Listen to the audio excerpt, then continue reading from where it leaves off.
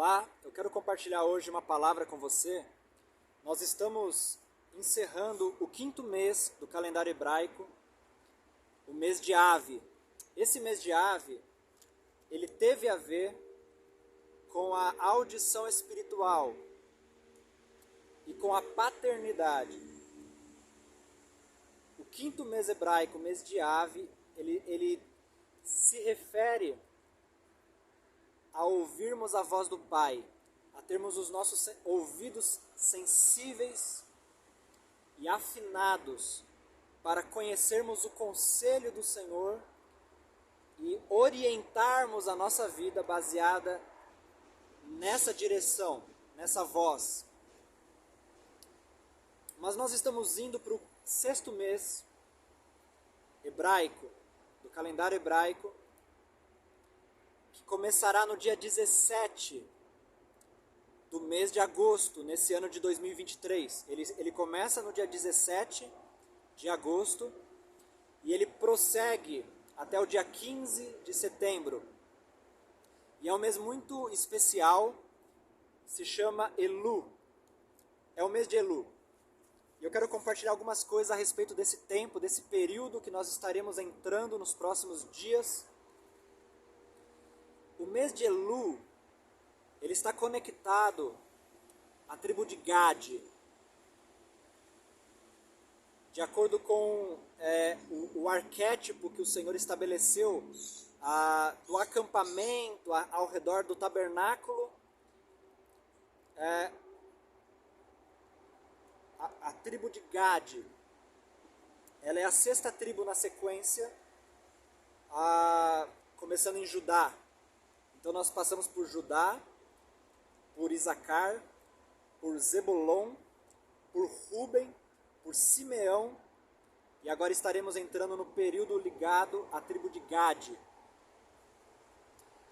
E existem algumas coisas nas escrituras para entendermos a respeito dessa tribo, e essas coisas estão conectadas com esse período do mês de Elu. Então eu quero começar em Gênesis capítulo 49, quando Jacó abençoa Gade, no verso 19 ele diz: Gade, uma tropa o atacará, mas ele atacará a tropa no calcanhar. Agora, Deuteronômio, verso 20 e o verso 21.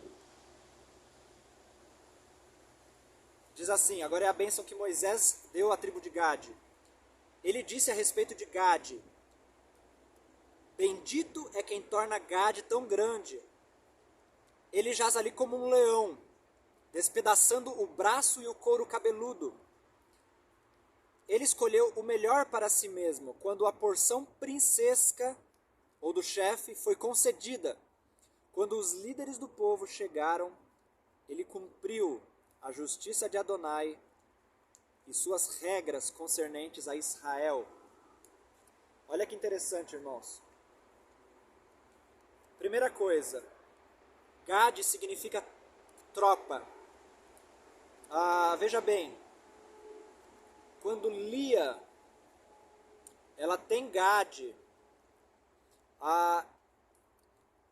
existe algo ali naquele momento que foi o seguinte. Primeiro, Lia, ela já havia tido 4 filhos com Jacó. Porém, ela parou de gerar. E quando ela parou de gerar, a sua irmã Raquel, ela tem, por meio da sua serva, 2 filhos de Jacó. Então Lia ficou preocupada, porque havia ali naquele momento uma competição entre as irmãs. E Lia então, ela faz igual a Raquel e também pega a sua serva Zilpa, e ela dá Zilpa ao seu esposo Jacó,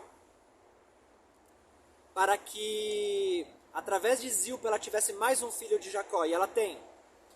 É o 5º filho então que Lia tem de Jacó. Porque o filho da serva era contabilizado como um filho dela mesma. Então, é o quinto filho. Quando nasce Gade, ela fala assim, isso está em Gênesis 30, ela fala assim, agora estou afortunada. E deu então o nome do filho de Gade. Porque essa palavra Gade, ela vem de uma raiz, que é Gut, a pronúncia é mais ou menos essa. Ou próximo dessa pelo menos, né? A Gut. Essa palavra significa invadir, atacar. Dessa palavra, nós podemos tirar duas vertentes, né? Uma delas seria afortunado, no sentido de algo abundante, tem a ver com uma quantidade. E uma outra vertente seria tropa, que também tem a ver com quantidade. Tropa fala sobre um número de soldados para formar uma tropa. Então, quando Lia tem o seu quinto filho, ela considerou que agora sim ela estava afortunada. Agora sim ela tinha uma tropa. Porque você sabe, biblicamente, filhos são guerreiros. São como flechas na aljava do valente, do guerreiro. Então agora sim ela considerou que ela tinha um exército, que ela tinha uma tropa, ela tinha 5 filhos. E deu a ele, ao quinto, o nome de Gade. Ok. Veja bem. Essa era a identidade de Gade. Um guerreiro e uma tropa. Isso é tão real que quando Jacó foi abençoar a tribo de Gade, ele falou: uma tropa virá contra você. Porém, Gade, você atacará a tropa pelo calcanhar. Isso dá a ideia de que Gade vem por trás. Ou seja, Gade era tão astuto, seria tão astuto, Gade seria tão habilidoso, Gade teria tanta aptidão, seria tão apto nas batalhas de Deus, que ele se anteciparia ao inimigo. Ele estaria à frente, ele teria vantagem a respeito dos seus inimigos. As tropas, os exércitos viriam contra ele, mas como uma tropa, ele estaria à frente e atingiria o inimigo por detrás, no calcanhar, e prevaleceria. Essa é a unção e a bênção de Gade. Glória a Deus. Eu acho isso forte, porque o mês de Elu, ele tem a ver com o amor. Essa palavra Elu, ela é um acróstico de uma expressão que está em Cantares 6:3. Que a expressão é uma frase, né? Seria: eu sou do meu amado e o meu amado é meu. Ou, eu estou para o meu amado, assim como o meu amado está para mim. Fala de uma aliança. O mês de Elu fala de uma aliança com o noivo. Fala de amor. Esse mês é um mês de muito favor. Tanto que dizem que esse é o mês em que o rei está no campo. É como se nesse mês o rei saísse do palácio e o rei agora caminha nos campos. Isso tem um pouco a ver com o que está em Cantares. O amado está no campo, está no jardim, está entre os rebanhos. E nesse mês de Elu é o tempo onde você pode acessar o sorriso do rei. Você pode acessar o favor, a benevolência, a graça, a misericórdia do rei. Isso é tremendo. O rei está no campo, ele está caminhando no campo. Ele apacenta entre os lírios. E você pode chegar até ele, encontrar a sua face, encontrar o seu sorriso, encontrar o seu favor. Então o mês de Elu, ele tem a ver com o amado, tem a ver com o amor. E por que eu acho isso interessante, ligando com a tribo de Gad? Porque aqui nós vemos a conexão das duas coisas. Guerra e amor. Aleluia. Turianda Arabacê, guerra e amor. Olha só. Qual que é a figura, uma das principais figuras da igreja? É uma noiva guerreira. Veja comigo o texto de Cantares 6:10. Diz assim, olha. Quem é esta que aparece como a alva do dia, formosa como a lua, pura como o sol, formidável como um exército com bandeiras? Uau! No versículo 4 desse capítulo, essa é uma expressão que o noivo falou para a noiva. Você é formidável como um exército com bandeiras. E aqui no verso 10 o coro repete essa expressão. Glória a Deus, irmãos. A igreja, a noiva, a amada é como um exército com bandeiras. Ela é formosa como um exército. Ela tem essa identidade. Ela é uma noiva guerreira. Ou seja, a igreja tanto é uma noiva que está adornada de branco, aguardando pelo noivo, ansiando pelo retorno dele, ou ansiando pelo dia do seu casamento, como ela é uma noiva vestida de toda a armadura. Essa é a imagem da noiva, a figura da noiva. A noiva é apaixonada, vestida de branco, mas revestida com toda a armadura de Deus. É a noiva guerreira, essa é a noiva de Cristo. Uma noiva vestida com toda a armadura de Deus. Esse tempo que nós estamos entrando tem a ver com isso. Com essa identidade. Veja bem, uma outra questão a respeito de Gad é que ele é comparado a um leão. Isso você vê na bênção de Moisés, que eu li, né? Deuteronômio 33. Fala que Gad seria como um leão que despedaça o braço e a cabeça e toma os despojos da guerra. Eu acho interessante que quando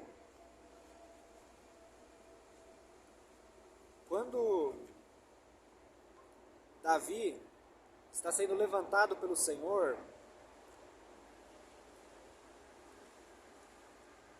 em 1 Crônicas 12, o verso 8, fala a respeito de Gad, né? Fala dos gaditas.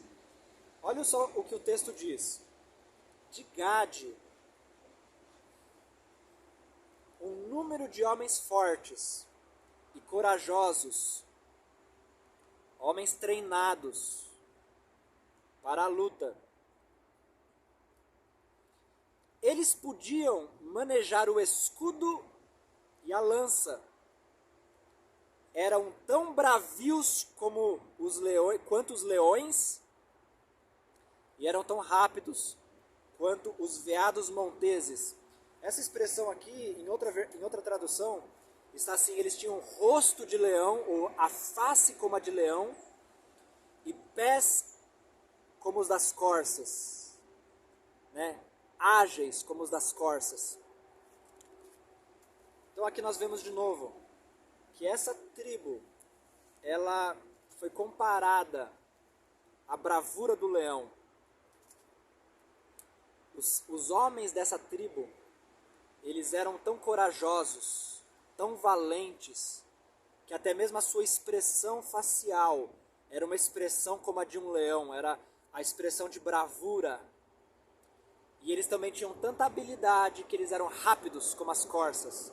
Sabiam usar do escudo, sabiam usar da lança. Isso me lembra um filme, Os 300 de Esparta. Um filme muito legal. E nesse filme, você vai ver que eles também, aquela tropa de 300 homens, eles usavam escudo e lança. Exatamente como Gade.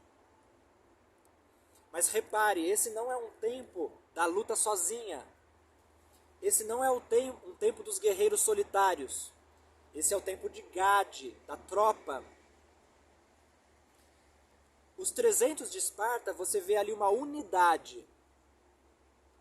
Você vê ali que é uma congregação de guerreiros. E exatamente por causa dessa unidade, eles poderiam prevalecer contra exércitos muito grandes. Eles dependiam uns dos outros. Então esse período que nós estaremos entrando é um período de unidade, de congregar as equipes, os ministérios, congregar as tropas, reunir as equipes ministeriais. É um tempo que precisamos caminhar em conjunto, como guerreiros e um exército, bem organizado, bem ordenado, bem equipado, para despojarmos o inimigo.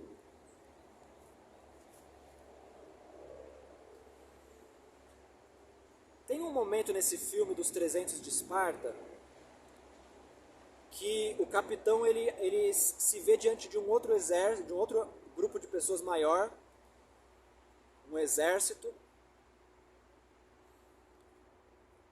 Só que ele começa a perguntar ele está diante daquele exército e ele começa a perguntar: você, o que você faz? Qual é a sua profissão? E aí a pessoa responde, né, vamos dizer assim, um padeiro, eu sou um padeiro. E você, o que você faz? Qual é a sua profissão? Eu sou um artesão. E você, um ferreiro.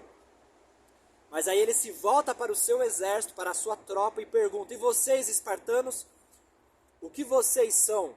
E eles dão um grito de guerra, como se dissessem: nós somos guerreiros, nós nascemos para isso, nós fomos treinados para isso, nós somos especializados, essa é a nossa especialidade, isso é o que nós somos guerreiros. Então por causa disso aquele exército era tão poderoso. Isso me lembra Timóteo. Em 2 Timóteo 2,4 está escrito: nenhum soldado em serviço se envolve em negócios desta vida, porque o seu objetivo é satisfazer aquele que o arregimentou. Irmãos, isso é tremendo. Quando nós nascemos de novo, quando nós viemos para o reino da luz, para Cristo, nós fomos inseridos no exército do Altíssimo. Não há um lugar de fuga para isso. Você é um soldado, você é um guerreiro. Você foi estabelecido no exército de Deus. Você precisa assumir a sua identidade, encontrar o seu lugar nesse exército. Porque você é chamado para ser um soldado armado com toda a armadura de Deus, que não se envolve com negócios dessa vida, porém está ocupado de agradar aquele que te arregimentou, o Senhor. Glória a Deus. Uma expressão que eu acho muito interessante é uma expressão que foi usada para se referir a Eliseu. Tem um episódio que Eliseu está numa montanha, no monte, assim como eu estou aqui agora no monte. E Eliseu, naquele momento, o exército inimigo veio para capturar Eliseu, porque Eliseu estava dando revelações tão estratégicas que estava frustrando os planos daquela nação inimiga, os planos de guerra. E aquele exército então veio capturar o profeta Eliseu. Porém, naquele dia, o seu servo Geazi se levantou cedo, e ele sai ali e ele vê então o exército inimigo, carros, né, ou cavalos, o exército está ali ao redor, ali naquelas montanhas. Não sei se é ao redor, mas naquelas montanhas. E aí Geazi fica muito preocupado, vai até Eliseu e diz: Eliseu, olha, eles estão aqui, o exército da nação inimiga está aqui. E Eliseu faz uma oração, Deus abre os olhos dele para que ele veja. Naquele momento o texto diz que Geazi então enxerga um monte cheio de cavalos e cavaleiros, né, cavalos, carros de fogo. Essa é a realidade. Eliseu então diz: mais são os que são por nós do que os que são contra nós. E tem uma expressão que é usada em relação a Eliseu. O rei falou para Eliseu: meu pai, carros de Israel e seus cavaleiros. Essa mesma expressão Eliseu usou para Elias. Ele falou: meu pai, carros de Israel e seus cavaleiros. Essa é uma expressão que mostra quão poderosos eram esses homens. Porque os exércitos, eles tinham a força de exércitos. E os exércitos de Deus estavam com eles. Eu creio que esse é o tempo da junção dos dois exércitos, né? Tanto o exército da terra, que é a igreja, as tropas de Deus na terra, quanto os exércitos dos anjos, os exércitos celestiais. Precisamos entrar nessa harmonia entre nós e com os anjos, para nos movimentarmos como tropas do Senhor, na força do Senhor, do poder do Senhor dos exércitos. Amém? Porém, com amor, com paixão pelo noivo. A guerra do Senhor se faz com amor. Amor pelas pessoas, amor pelo seu reino, amor por Ele, amor pela igreja. Precisamos de um batismo de amor. Precisamos acessar esse amor nesse mês, amor uns pelos outros. E precisamos do espírito de fortaleza, de ousadia. O espírito de ousadia. Eu quero orar por isso, por essas duas coisas, amor e ousadia.